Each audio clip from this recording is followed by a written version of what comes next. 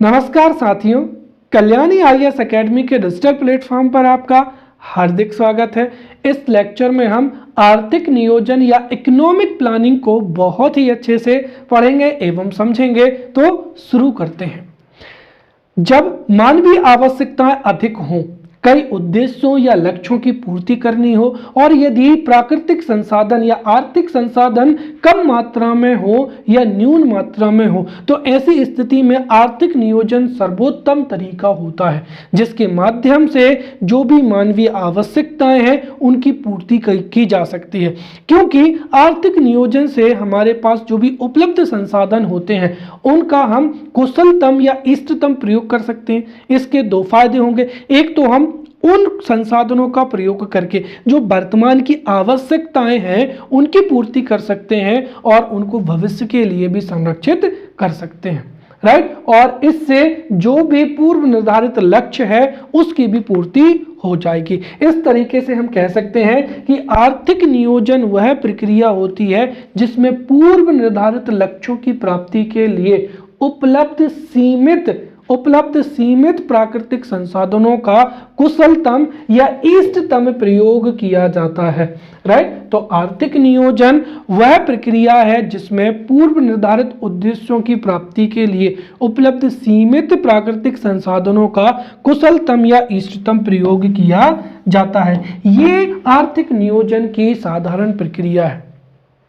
और भी विस्तृत तरीके से हम इन शब्दों में आर्थिक नियोजन को समझ सकते हैं, राइट। तो आर्थिक नियोजन एक संगठित आर्थिक प्रयास है जो कि देश के नागरिकों के द्वारा, राज्य सरकारों के द्वारा या उच्च स्तरीय सरकार के द्वारा स्वीकार किया जाता है या निर्धारित किया जाता है, राइट। जिसमें राज्य द्वारा एक निश्चित अवधि में 2 वर्ष के लिए, 5 वर्ष के लिए या फिर एक निश्चित समय के लिए जितने भी आर्थिक लक्ष्य हो सकते हैं या सामाजिक लक्ष्य हो सकते हैं, राइट, उनकी प्राप्ति के लिए देश के पास जो भी प्राकृतिक संसाधन है, आर्थिक संसाधन हो जाएंगे जिसमें विभिन्न प्रकार के खनिज हो जाएंगे, परिवहन हो जाएंगे और अन्य आर्थिक संसाधन हो जाएंगे, जो मानवीय संसाधन है, राइट, उनका विवेकपूर्ण तरीके से कुशलतम या इष्टतम प्रयोग किया जाता है, राइट। तो इस तरीके से कह सकते हैं कि आर्थिक नियोजन एक संगठित आर्थिक प्रयास होता है जिसमें राज्य द्वारा एक निश्चित समय में सुनिश्चित आर्थिक एवं सामाजिक लक्ष्यों की प्राप्ति के लिए प्राकृतिक, आर्थिक एवं मानवीय संसाधनों का विवेकपूर्ण ढंग से समन्वित तरीके से इष्टतम या कुशलतम प्रयोग किया जाता है। अब हम नियोजन के उद्देश्यों को भी समझेंगे। तो आर्थिक नियोजन के क्या उद्देश्य होते हैं? इसमें सबसे पहला ये हो जाएगा कि जब देश में कई मानवीय आवश्यकताओं की पूर्ति करनी हो, साथ ही साथ आर्थिक विकास, प्राथमिक क्षेत्र, द्वितीयक क्षेत्र या तृतीयक क्षेत्र पर भी ध्यान देना हो। इस स्थिति में आर्थिक नियोजन के माध्यम से ही आर्थिक समृद्धि एवं आर्थिक विकास क्या है, संभव हो सकता है। आर्थिक नियोजन से ही जो प्राकृतिक संसाधन है उनका प्रयोग करते हुए अर्थव्यवस्था के किसी एक क्षेत्र में या जिसमें ज़्यादा आवश्यकता है उसमें संसाधनों का उपयोग किया जा सकता है और इस तरीके से आर्थिक समृद्धि या आर्थिक विकास का जो लक्ष्य है वो प्राप्त किया जा सकता है। साथ ही साथ आर्थिक नियोजन से जो उपलब्ध प्राकृतिक संसाधन है या मानवीय संसाधन है उनका अब सर्वोत्तम जो है उपयोग सुनिश्चित किया जा सकता है। साथ ही साथ आर्थिक नियोजन वह सर्वोत्तम तरीका हो सकता है जिससे प्राकृतिक संसाधनों का वितरण किया जा सकता है। अगर हम देखें तो आर्थिक असमानता की स्थिति में कुछ लोगों के द्वारा संसाधनों का दोहन अधिक किया जाता है, इसीलिए वो आर्थिक केंद्रीकरण के माध्यम से और अमीर होते जाते हैं। तो वहीं गरीब वर्ग जो है, राइट, उनके पास भी उनका भी संसाधनों पर अधिकार है परंतु उनको उसका लाभ नहीं मिलता है। इसीलिए आर्थिक नियोजन के द्वारा तार्किक जो वितरण है वो सुनिश्चित किया जा सकता है और आर्थिक नियोजन से प्राथमिक क्षेत्र हो, द्वितीयक क्षेत्र हो या तृतीयक क्षेत्र हो, इन सब को बढ़ावा दिया जा सकता है। अब हम यहाँ पर जो इकोनॉमिक प्लानिंग है या नियोजन है उसके प्रकारों के बारे में समझते हैं, राइट। तो आर्थिक नियोजन के कई प्रकार होते हैं, जिसमें से हम 3 प्रकार के जो है जिनमें से हम इन आधार पर आर्थिक नियोजन को देखेंगे। तो नियोजन के प्रकारों को समझते हैं। सबसे पहला हो जाएगा राज्य के हस्तक्षेप के आधार पर, राइट। तो राज्य के हस्तक्षेप के आधार पर नियोजन 2 प्रकार का होता है, राइट। आदेशात्मक नियोजन जिसको इम्पेरेटिव प्लानिंग कहा जाता है, दूसरा निर्देशात्मक नियोजन हो जाएगा जिसको इंडिकेटिव प्लानिंग कहा जाता है। तो वही लक्ष्य की प्राप्ति के आधार पर, राइट। तो लक्ष्य की प्राप्ति के आधार पर जो उपलब्ध संसाधन है उनका उपयोग किस तरीके से किया जाए, इस आधार पर नियोजन, एक तो संरचनात्मक नियोजन या स्ट्रक्चरल इकोनॉमिक प्लानिंग होती है, तो दूसरा प्रकार्यात्मक या फंक्शनल इकोनॉमिक प्लानिंग होती है, तीसरा योजना निर्माण की प्रक्रिया के आधार पर केंद्रीकृत हो जाएगा और विकेंद्रीकृत हो जाएगा। अब हम इनको डिटेल से समझते हैं। सबसे पहला क्या हो जाएगा, आदेशात्मक या इम्पेरेटिव क्या हो जाएगा, नियोजन हो जाएगा। तो आदेशात्मक नियोजन, नियोजन की वह प्रक्रिया होती है जिसमें निर्णय प्रक्रिया में, नियोजन की निर्णय प्रक्रिया में केंद्रीकृत अर्थात राज्य का जो हस्तक्षेप है वो प्रत्यक्ष रूप से होता है। नीतियों के निर्धारण में, संसाधनों के उपभोग में और संसाधनों के जो है प्रयोग या उपभोग के तरीकों में राज्य का प्रत्यक्ष हस्तक्षेप होता है, तो उसे ही आदेशात्मक नियोजन कहा जाता है, राइट। तो आदेशात्मक नियोजन वह नियोजन होता है जिसमें निर्णय प्रक्रिया कैसी होती है, केंद्रीकृत होती है, या निर्णय प्रक्रिया में राज्य का या सरकार का सीधा हस्तक्षेप होता है, उसे ही आदेशात्मक नियोजन कहा जाता है। दूसरा हो जाएगा निर्देशात्मक नियोजन, राइट। निर्देशात्मक नियोजन वह प्रक्रिया होती है जिसमें सरकार नियोजन में जो निर्णय प्रक्रिया होती है वो निजी हाथों को सौंप देती है। अर्थात इस नियोजन में निर्णय प्रक्रिया कैसी होती है, विकेंद्रीकृत होती है, अर्थात निर्णय प्रक्रिया में निजी क्षेत्रों की भागीदारी होती है, तो वह निर्देशात्मक नियोजन होता है। तीसरा क्या हो जाएगा, स्ट्रक्चरल या संरचनात्मक नियोजन हो जाएगा। संरचनात्मक नियोजन का सीधा सा मतलब ये कि जब पूर्व निर्धारित लक्ष्यों की प्राप्ति के लिए जो भी संरचना है, आर्थिक संरचना है, यदि उसमें ही परिवर्तन किया जाए तो वो क्या कहलाती है, संरचनात्मक नियोजन कहलाता है। अर्थात हम दूसरे शब्दों में कह सकते हैं कि संरचनात्मक नियोजन वह नियोजन होता है जिसमें पूर्व निर्धारित लक्ष्यों की प्राप्ति के लिए संसाधनों के वर्तमान स्वामित्व के ढांचे में परिवर्तन किया जाए, या उत्पादन की विधि या संस्थागत व्यवस्था में अमूलचूल परिवर्तन किया जाए, या फिर संरचना में अमूलचूल परिवर्तन किया जाए, तो उसे ही क्या कहा जाता है, संरचनात्मक परिवर्तन कहा जाता है। उदाहरण के लिए हम यहाँ पर हरित क्रांति और भूमि सुधार की बात करते हैं, राइट। भूमि सुधार के माध्यम से जो संसाधनों का स्वामित्व जमींदारों के पास में था, राइट, और उनसे स्वामित्व को लेकर उस जो था सबसे पहले तो लैंड सीलिंग की गई, जिसके लैंड सीलिंग के माध्यम से एक निर्धारित सीमा से जितनी भी जो भूमि थी वो सरकार ने जब्त की और उसको निर्धन मजदूरों में या निर्धन लोगों में उस भूमि का वर्गीकरण या वितरण कर दिया। तो इस तरीके से क्या हुआ, भूमि सुधार के माध्यम से जो संसाधनों के वर्तमान स्वामित्व ढांचा है, राइट, उसमें क्या हुआ, परिवर्तन हुआ। या फिर बैंकों का क्या कर दिया, राष्ट्रीयकरण कर दिया गया, राइट। तो यहाँ पर भूमि सुधार या बैंकों का राष्ट्रीयकरण, ये सभी संरचनात्मक नियोजन के उदाहरण है, राइट। तो संरचनात्मक उदाहरण में उत्पादन की विधि है या संस्थागत जो व्यवस्था है उसमें अमूलचूल परिवर्तन किए जाते हैं। अगला हो जाएगा प्रकार्यात्मक, या क्या हो जाएगा, फंक्शनल नियोजन हो जाएगा। तो नियोजन की वह प्रक्रिया जिसमें उत्पादन की प्रक्रिया में या आर्थिक नियोजन की प्रक्रिया में जो भी उपलब्ध संसाधन है उनके दोहन की प्रक्रिया हो जाएगी या उत्पादन की प्रक्रिया में कोई आमूलचूल परिवर्तन ना हो। अर्थात इसमें ना तो प्राकृतिक संसाधनों के स्वामित्व ढांचे में परिवर्तन होता है, ना ही उत्पादन की विधि में, और ना ही संस्थागत व्यवस्था में कोई मूलभूत या आमूलचूल परिवर्तन किया जाता है, बल्कि उसी पद्धति से अनुकूलतम दोहन की क्या बनाई जाती है, रणनीति बनाई जाती है, जिसका सबसे अच्छा उदाहरण क्या हो जाएगा, हरित क्रांति हो जाएगा। हरित क्रांति में ना तो उत्पादन की प्रक्रिया में कोई परिवर्तन आया, ना ही स्वामित्व में परिवर्तन आया, केवल हमने तरीके में परिवर्तन किया जिससे उत्पादन में क्या हुई, बढ़ोतरी हुई।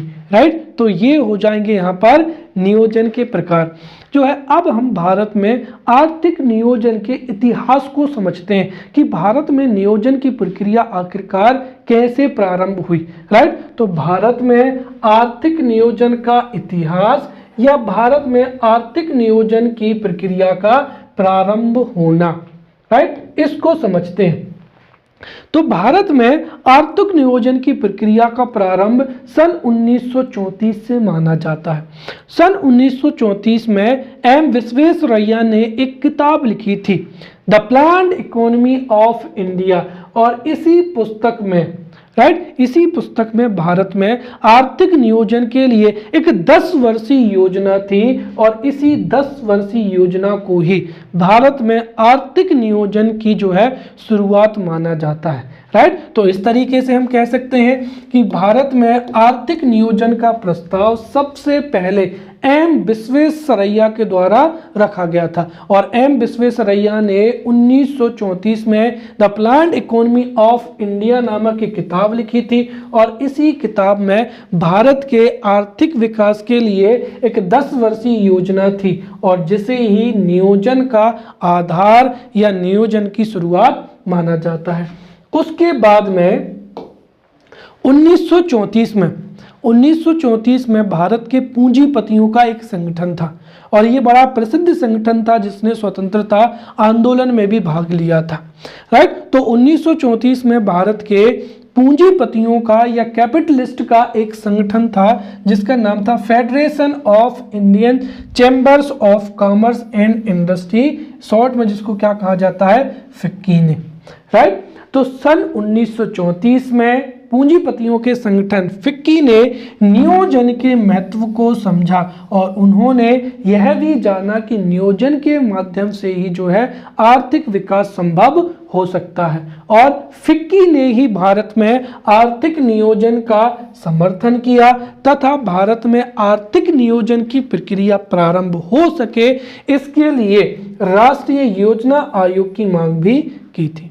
तो फिक्की ने राष्ट्रीय नियोजन का समर्थन किया, इसके महत्व को समझा और राष्ट्रीय योजना आयोग की मांग भी की थी, और धीरे धीरे हमारे देश में आर्थिक विकास के महत्व को उजागर करने के लिए और भारत में आर्थिक नियोजन के लिए कई लोगों ने, कई संस्थाओं ने अलग अलग प्रस्ताव पारित किए।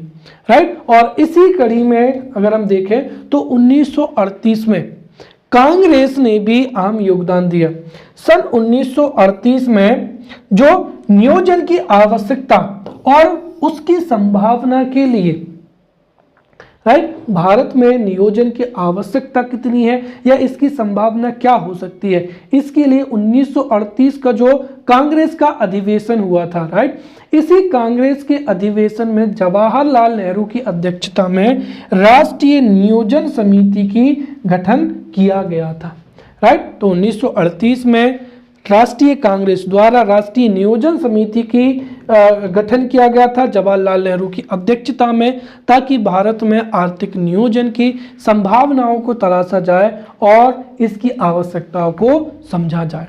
फिर 1944 में भारत के या विशेषकर मुंबई के 8 उद्योगपति, और यहाँ पर इनका नाम याद रख लेना जरूरी है, हो सकता है मुख्य परीक्षा में या प्रारंभिक परीक्षा में जो है ये इनका नाम हमको लिखने की आवश्यकता पड़े या एमसीक्यू सॉल्व करते समय हमें इनको ध्यान में रखना पड़े, राइट। तो 1944 में बंबई के 8 उद्योगपति, जिनमें JRD टाटा, GD बिरला, लाला श्रीराम, कस्तूरभाई लाल भाई, जॉन मथाई, पुरुषोत्तम दास, AD श्रॉफ एवं अधेसिर दलाल, तो बंबई के इन 8 उद्योगपतियों ने 1944 में भारत में आर्थिक नियोजन के लिए, राइट, आर्थिक नियोजन के लिए एक योजना तैयार की थी और इस योजना को बॉम्बे प्लान कहा गया, क्योंकि ये जो 8 के 8 उद्योगपति थे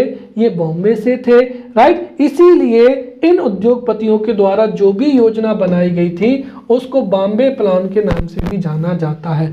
तो आर्थिक विकास के लिए बॉम्बे प्लान 1944 में आया था, जिसको बंबई के इन 8 उद्योगपतियों ने दिया था।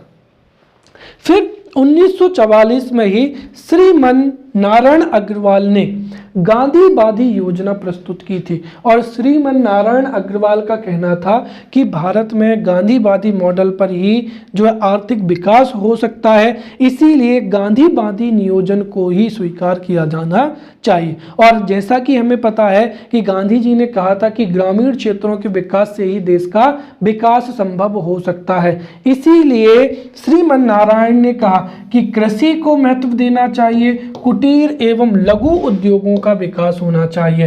तो कृषि, कुटीर एवं लघु उद्योगों का विकास होगा तो उससे ग्रामीण क्षेत्र का विकास होगा, फलस्वरूप पूरे देश का आर्थिक विकास हो जाएगा। और इसे ही क्या कहा गया था, गांधीवादी योजना कहा गया था। तो गांधीवादी योजना श्रीमन नारायण अग्रवाल के द्वारा 1944 में दी गई। क्लियर। इसके एक वर्ष पश्चात ही 1945 में MN राय ने पीपल्स प्लान या जन योजना जो थी वो प्रस्तुत की थी। और इसको जन योजना इसलिए कहा जाता है क्योंकि MN राय ने माना था कि आर्थिक विकास तभी संभव है जब लोगों की सभी आवश्यकताओं की पूर्ति हो जाए। इसीलिए देश के हर क्षेत्र के हर नागरिक की अगर आवश्यकताएं पूरी करने का सामर्थ्य यदि अर्थव्यवस्था में हो पाता है तो वही बेहतर क्या होगा, आर्थिक विकास होगा। अर्थात जो MN राय थे इन्होंने लोगों की आवश्यकताओं की पूर्ति के लिए एक आर्थिक विकास की परिकल्पना की थी। और जैसे ही जन योजना या पीपल्स प्लान कहा जाता है जो कि 1945 में दिया गया था MN राय के द्वारा। फिर स्वतंत्रता के बाद में जब हमारा देश आजाद हो गया था तो 1950 में जयप्रकाश नारायण ने सर्वोदय योजना प्रस्तुत की थी और इन्होंने आर्थिक विकास के लिए, नियोजन के लिए कृषि एवं कृषि आधारित लघु एवं कुटीर उद्योगों के विकास की महत्व दिया था, राइट। तो इनके अनुसार यदि कृषि एवं कृषि आधारित उद्योगों का विकास होता है, लघु एवं कुटीर उद्योगों का विकास होता है तो उससे भारत का आर्थिक विकास संभव है। और इसी योजना को सर्वोदय योजना कहा गया जो कि जयप्रकाश नारायण के द्वारा दी गई थी 1950 में। इसके साथ ही हमारे देश में आर्थिक विकास संभव हो सके इसके लिए तत्कालीन जो सरकार थी, राइट, तत्कालीन सरकार के द्वारा 1947 में ही जो है आर्थिक नियोजन समिति का गठन किया गया था।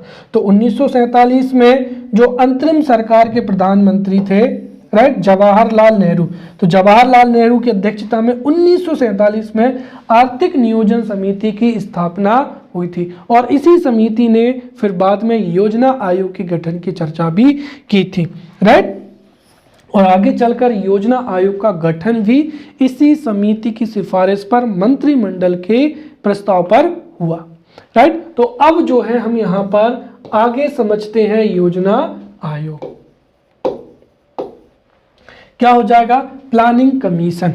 तो भारत में आर्थिक नियोजन को अपनाने के लिए, आर्थिक नियोजन को बढ़ावा देने के लिए, पंचवर्षीय योजनाएं तैयार करने के लिए, साथ ही साथ आर्थिक विकास के लिए सरकार को सलाह देने के लिए एक संस्था की आवश्यकता थी, राइट। और 1947 में जो राष्ट्रीय नियोजन समिति, आर्थिक नियोजन समिति की गठित हुई थी। इसी आर्थिक नियोजन समिति की सिफारिश पर 1950 में 15 मार्च 1950 को योजना आयोग की स्थापना हुई थी। चूंकि 15 मार्च 1950 को योजना आयोग की स्थापना हुई थी और यह स्थापना जो मंत्री परिषद थी या केंद्रीय मंत्रिमंडल के एक प्रस्ताव पर या कैबिनेट के प्रस्ताव पर इसका गठन किया गया था। इसके लिए कोई भी कानून पारित नहीं किया गया था और ना ही इसका जिक्र संविधान में है। इसीलिए जो योजना आयोग है ये एक गैर संवैधानिक संविधानेतर या एक परामर्शदात्री संस्था है, जो कि भारत में आर्थिक विकास के लिए सरकार को सलाह देती है, पंचवर्षीय योजनाओं को बनाने में योगदान देती है और साथ ही साथ नियोजन को और सुलभ बनाने में अपना योगदान देती है। जो योजना आयोग का अध्यक्ष है योजना आयोग का अध्यक्ष पदेन प्रधानमंत्री को निर्धारित किया गया था। तो अगर आप देखें तो 2015 में नीति आयोग जो है योजना आयोग की जगह पर आ चुका है। इसीलिए इसके जो प्रथम अध्यक्ष थे वो कौन हुए? जवाहरलाल नेहरू। तो इसके जो योजना आयोग के अध्यक्ष होते वो पदेन प्रधानमंत्री होते हैं और 1950 में जो पदेन प्रधानमंत्री थे वो जवाहरलाल नेहरू थे। इसलिए जवाहरलाल नेहरू योजना आयोग के प्रथम अध्यक्ष हुए। अंतिम अध्यक्ष कौन हुए? क्योंकि 2014 में अंतिम जो अध्यक्ष थे वो थे मनमोहन सिंह। उसके बाद में मोदी सरकार आई और मोदी सरकार ने योजना आयोग की जगह पर क्या लेके आए? नीति आयोग लेकर आए। इस तरीके से प्रथम जो अध्यक्ष थे योजना आयोग के जवाहरलाल नेहरू, अंतिम कौन हो जाएंगे? मनमोहन सिंह। वैसे इसका जो उपाध्यक्ष होता है योजना आयोग का, तो योजना आयोग का उपाध्यक्ष एक कैबिनेट स्तर का मंत्री होता है। योजना आयोग का जो उपाध्यक्ष है वो कैबिनेट स्तर का एक मंत्री होता है। और योजना आयोग के जो प्रथम उपाध्यक्ष थे, तो प्रथम उपाध्यक्ष कौन थे? गुलजारी लाल नंदा। तो गुलजारी लाल नंदा योजना आयोग के प्रथम उपाध्यक्ष थे और इसके अंतिम उपाध्यक्ष कौन थे? मॉन्टेक से हैं अहलुवालिया। तो ये हमने यहाँ पर बहुत ही अच्छे से योजना आयोग को समझ लिया है। अब देखिए, अब हम समझते हैं यहाँ पर राष्ट्रीय विकास परिषद या नेशनल डेवलपमेंट क्या हो जाएगा? काउंसिल हो जाएगा।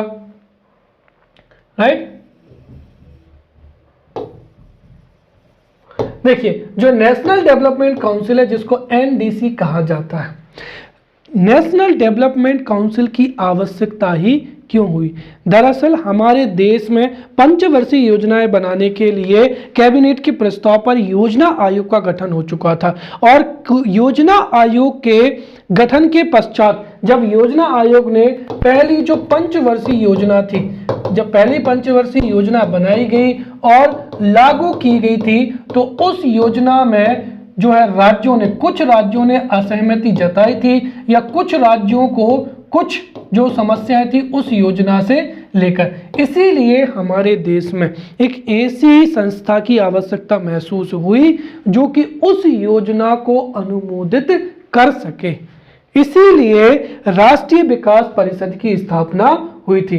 तो नेशनल डेवलपमेंट काउंसिल एनडीसी या राष्ट्रीय विकास परिषद की स्थापना भी 1952 में हुई थी। और राष्ट्रीय विकास परिषद का गठन भी कैबिनेट के प्रस्ताव पर या मंत्रिमंडल के प्रस्ताव पर हुआ था। इसीलिए राष्ट्रीय विकास परिषद भी जो है एक गैर संवैधानिक या संविधानेतर संस्था है।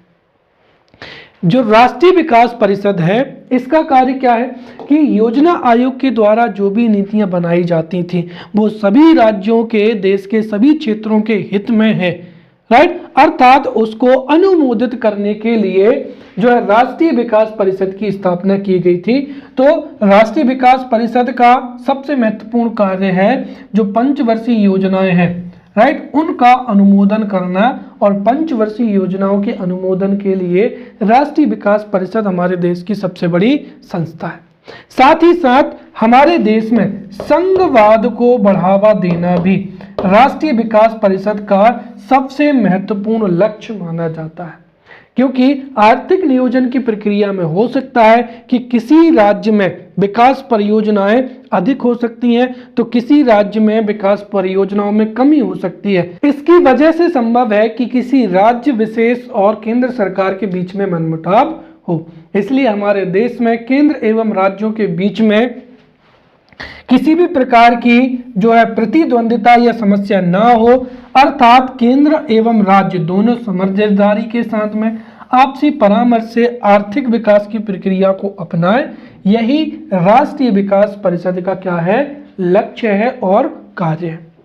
जो राष्ट्रीय विकास परिषद की संरचना है, तो राष्ट्रीय विकास की परिषद की संरचना में जितने भी योजना आयोग के सदस्य होते हैं वो सभी सदस्य राष्ट्रीय विकास परिषद के सदस्य भी होते हैं। क्लियर? साथ ही साथ में योजना आयोग के सभी सदस्यों के साथ राष्ट्रीय विकास परिषद में राज्यों के मुख्यमंत्री एवं जो केंद्र शासित प्रदेश हैं उनके प्रशासक या उनके उपराज्यपाल भी इसके क्या होंगे, सदस्य होंगे। साथ ही साथ केंद्रीय मंत्रिमंडल के सभी जो सदस्य हैं वो भी इसके क्या होंगे, सदस्य होंगे। राइट? तो जो राष्ट्रीय विकास परिषद है उसमें योजना आयोग के सभी सदस्य होंगे, सभी राज्यों के मुख्यमंत्री और सभी राज्यों के जो प्रशासक हैं वो भी इसके सदस्य होंगे, केंद्रीय मंत्रिमंडल के सभी सदस्य होंगे। इन सब को मिलाकर नेशनल डेवलपमेंट काउंसिल की जो है स्थापना हो पाएगी। राइट? और इसकी अध्यक्षता कौन करेंगे, प्रधानमंत्री करेंगे। इसीलिए जो कोई भी योजना आयोग के द्वारा बनाई जाएगी, चूंकि इसमें सभी मंत्री होंगे और सभी राज्यों के प्रशासक भी होंगे, इसीलिए राइट जब ये किसी भी योजना को सहमति प्रदान करेंगे या किसी भी योजना का अनुमोदन करेंगे तो उससे जो है संघवाद में भी बढ़ावा मिलेगा और साथ ही साथ ये है कि हमारे देश में आर्थिक विकास हो पाएगा और नियोजन में भी क्या होगी, सफलता प्राप्त होगी। अब हम नीति आयोग को समझते हैं। राइट? तो नीति आयोग का पूरा नाम हो जाएगा national institute for transforming India. Right? तो national institute for transforming India means क्या हो जाएगा, नीति आयोग हो जाएगा। और नीति आयोग की स्थापना योजना आयोग के स्थान पर की गई है 1 जनवरी 2015 को। राइट? 1 जनवरी 2015 को योजना आयोग के जगह पर नीति आयोग का गठन किया गया है और नीति आयोग योजना आयोग से अधिक जो है उद्देश्यों की पूर्ति करेगा और साथ ही साथ आर्थिक विकास में, राइट, आर्थिक विकास में, आर्थिक नियोजन में और देश की आर्थिक समृद्धि में सलाह के लिए सरकार के लिए थिंक टैंक के रूप में कार्य करेगा। नीति आयोग के महत्व को समझें कि नीति आयोग का गठन किस उद्देश्य से या किस महत्व की पूर्ति के लिए किया गया है। तो नीति आयोग सरकार के लिए एक थिंक टैंक या फिर एक सलाहकार परिषद के रूप में कार्य करेगा। देश में आर्थिक विकास के लिए, आर्थिक नियोजन के लिए, विभिन्न योजनाओं के क्रियान्वयन के लिए या योजनाओं के निर्माण के लिए, चाहे वो आर्थिक क्षेत्र से संबंधित हो, सामाजिक क्षेत्र से संबंधित हो, उनके लिए जो नीति आयोग है ये थिंक टैंक या सलाहकारी परिषद के रूप में कार्य करेगा। साथ ही साथ यह सरकार को विभिन्न आर्थिक एवं सामाजिक या अन्य क्षेत्र में नीतियों के निर्माण में, क्रियान्वयन में निर्देशात्मक जानकारी प्रदान करेगा, साथ ही साथ नीतिगत गतिशीलता भी प्रदान करेगा। कुल मिलाकर नीति आयोग सरकार के लिए थिंक टैंक या सरकार की तरफ से सोचने वाली जो है एक सबसे बड़ी परिषद के रूप में कार्य करेगा। इसके साथ ही जो नीति आयोग है वो ग्रामीण स्तर पर ग्रामीण क्षेत्रों के विकास के लिए योजनाओं को तैयार करेगा ताकि ग्रास रूट लेवल पर प्रत्येक गांव का या प्रत्येक जो भी पिछड़े क्षेत्र हैं, ग्रामीण क्षेत्र हैं, उन सब का विकास हो सके। साथ ही साथ एक ऐसी व्यवस्था भी तैयार करेगा कि जो विकास की प्रक्रिया है या विकास के लिए ग्रामीण स्तर पर जो योजनाएं हैं उनकी वही की वही व्यवस्था उच्च उत्तरोत्तर उच्च स्तर तक पहुंच सके, अर्थात एक ऐसा सिस्टम तैयार हो सके जो ग्रामीण क्षेत्रों के विकास के लिए ग्रामीण क्षेत्रों पर योजना बना सके, राज्य स्तर पर योजना बनाने के लिए राज्य स्तर पर जो है योजना तैयार हो सके, राइट, और राष्ट्रीय स्तर पर आर्थिक विकास के लिए भी जो है बेहतर से बेहतर जो है योजना तैयार हो सके। तो यह एक ऐसा संस्थान है जो कि ग्रामीण क्षेत्रों के लिए योजनाएं बनाने से लेकर ऐसा सिस्टम बनाएगा कि योजनाओं की जो है हर एक क्षेत्र में जो विकास के लिए, आर्थिक विकास के लिए योजना तैयार हो सकेंगी। साथ ही साथ यहाँ पर जो नीति आयोग है वह योजनाओं के निर्माण में जो है पदेन अधिकारियों के अलावा, पदेन जो मंत्री हैं, प्रधानमंत्री हैं या अन्य सदन है, उनके अलावा भी उन योजनाओं के क्रियान्वयन में या निर्माण में उस क्षेत्र के जो जितने भी विशेषज्ञ हैं उनकी भी सलाह लेगा। साथ ही साथ राष्ट्रीय स्तर पर और अंतर्राष्ट्रीय विशेषज्ञ हैं उनका सहयोग प्राप्त करेगा, उनका ज्ञान, उनका नवाचार एवं उनकी जो उद्यमशीलता है, राइट, उनकी उद्यमशीलता के प्रयोग से एक ऐसी प्रणाली बनाएगा ताकि जो अंतर्राष्ट्रीय और राष्ट्रीय स्तर पर ज्ञान नवाचार है उनसे सहयोग लिया जा सके। साथ ही साथ यह ऐसे कार्यक्रम और नीतियों के क्रियान्वयन के लिए प्रौद्योगिकी उन्नयन और क्षमता निर्माण पर भी क्या होगा, जोर देगा। तो नीति आयोग सरकार के थिंक टैंक के रूप में कार्य करेगा, राइट, ग्रामीण स्तर से लेकर राष्ट्रीय स्तर तक बहुत ही बेहतर योजनाएं बन सके ऐसा तंत्र विकसित करेगा तथा आर्थिक विकास और नियोजन में राष्ट्रीय एवं अंतर्राष्ट्रीय के सहयोग से ज्ञान, नवाचार और उद्यमशीलता का जो है एक मॉडल या एक क्या बनाएगा, प्रणाली बनाएगा। क्लियर। अब जो है हम यहाँ पर नीति आयोग के उद्देश्यों को समझते हैं। सबसे पहले चीज तो ये कि नीति आयोग ग्रामीण स्तर पर योजनाएं बनाएगा, राइट। तो नीति आयोग ग्रामीण स्तर पर योजनाएं बनाने के लिए तंत्र विकसित करेगा, अर्थात नीति आयोग ग्रामीण क्षेत्रों के विकास, राज्यों के विकास से राष्ट्र के विकास की जो है एक पूरी की पूरी प्रक्रिया को स्वीकार करेगा या अपनाएगा। अर्थात नीति आयोग का उद्देश्य है सशक्त राज्यों से सशक्त राष्ट्र का निर्माण करना, अर्थात यह सहकारी संघवाद को बढ़ाने के लिए गठित एक जो है संस्थान है और यह ग्रामीण क्षेत्रों में योजनाएं बनाने के लिए तंत्र को भी क्या करेगा, विकसित करेगा।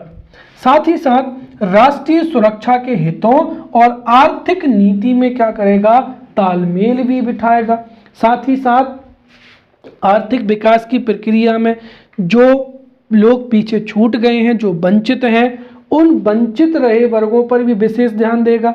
साथ ही साथ हमारे देश के आर्थिक विकास के लिए दीर्घकालीन, राइट, दीर्घकालीन नीति या कार्यक्रम का ढांचा भी क्या करेगा, तैयार करेगा। ये नीति आयोग के उद्देश्य हैं। अब हम यहाँ पर नीति आयोग की संरचना को देखते हैं। यहां से भी प्री में क्वेश्चन पूछे जा सकते हैं कि निम्नलिखित में से कौन नीति आयोग की संरचना में सम्मिलित होता है या नहीं होता है। तो संरचना को हम एक एक करके समझते हैं। नीति आयोग का अध्यक्ष होगा और नीति आयोग की अध्यक्षता प्रधानमंत्री करेंगे। नीति आयोग का एक उपाध्यक्ष होगा जिसकी नियुक्ति किसके द्वारा होगी, प्रधानमंत्री के द्वारा। तो नीति आयोग की अध्यक्षता प्रधानमंत्री स्वयं करेंगे। नीति आयोग का जो उपाध्यक्ष होगा उसकी नियुक्ति प्रधानमंत्री के द्वारा की जाएगी। नीति आयोग की एक गवर्निंग काउंसिल होगी और इस गवर्निंग काउंसिल में सभी राज्यों के मुख्यमंत्री तथा सभी केंद्र शासित प्रदेशों के प्रशासक या राज्यपाल या एडमिनिस्ट्रेटर, वो सभी इस गवर्निंग काउंसिल के क्या होंगे, सदस्य होंगे।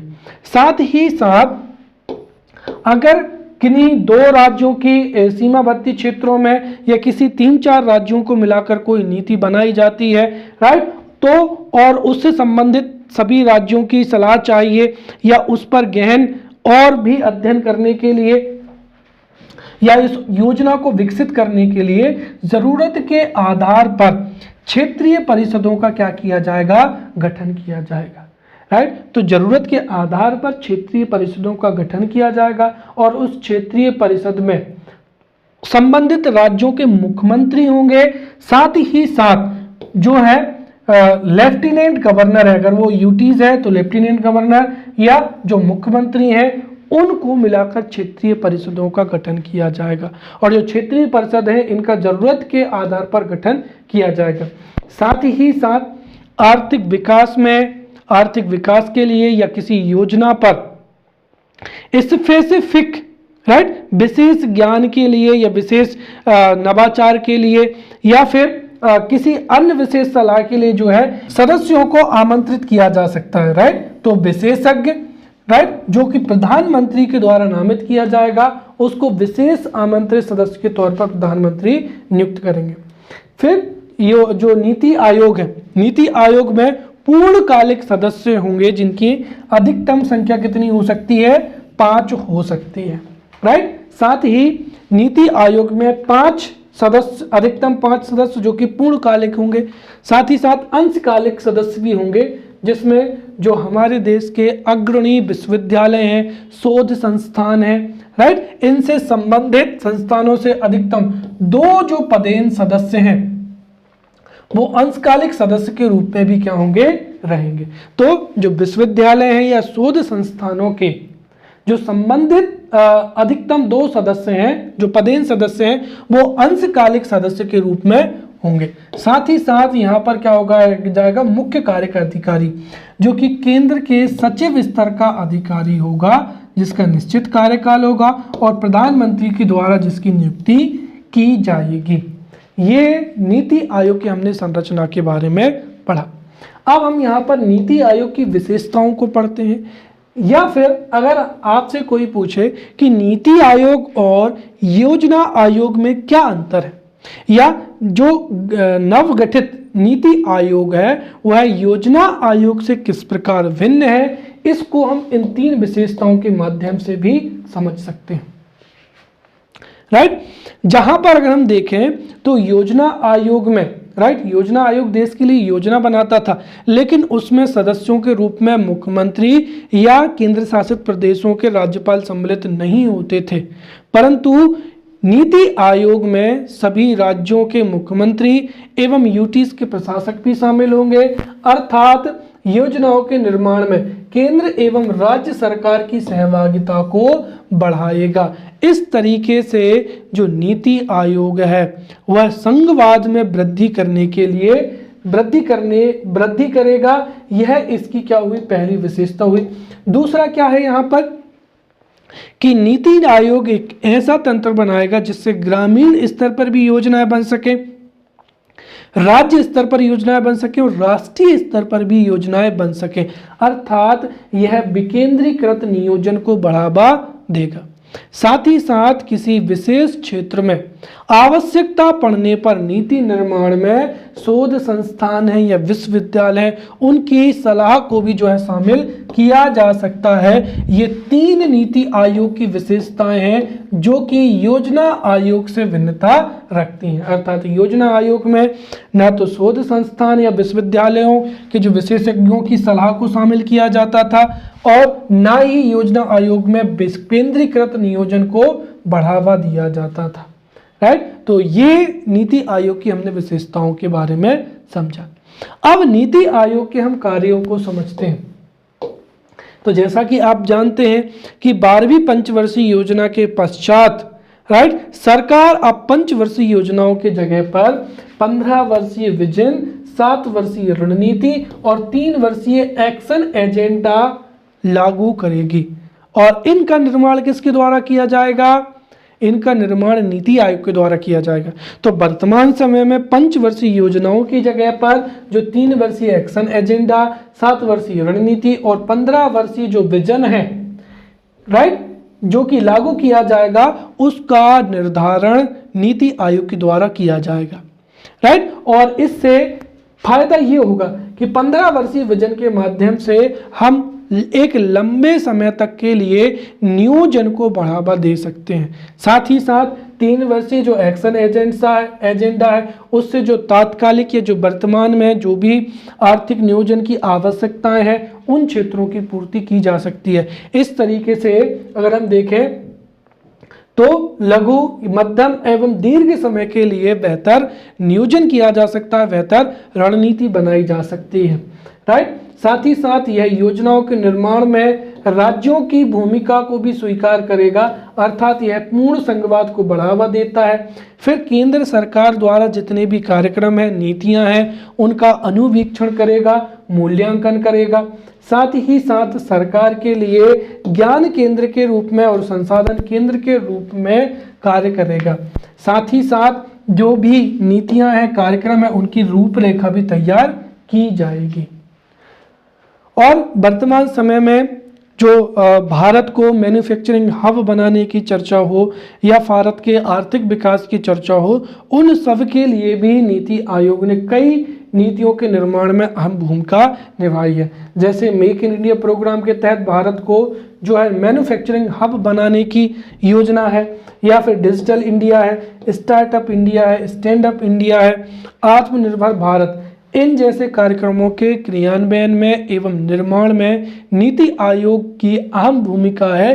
तो हम इनके माध्यम से नीति आयोग के कार्यों को समझ सकते हैं।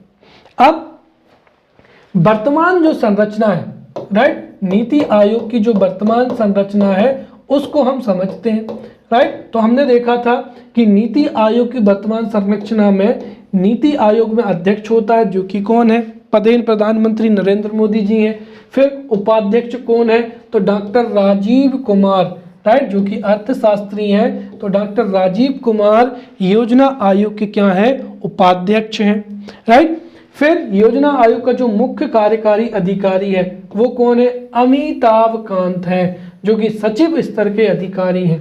राइट। फिर पूर्णकालिक सदस्य, हमने देखा था कि नीति आयोग में अधिकतम जो 5 हैं, 5 सदस्य पूर्णकालिक सदस्य हो सकते हैं। तो उनमें से अगर हम देखें तो पूर्णकालिक सदस्य वर्तमान समय में कितने हैं? 3।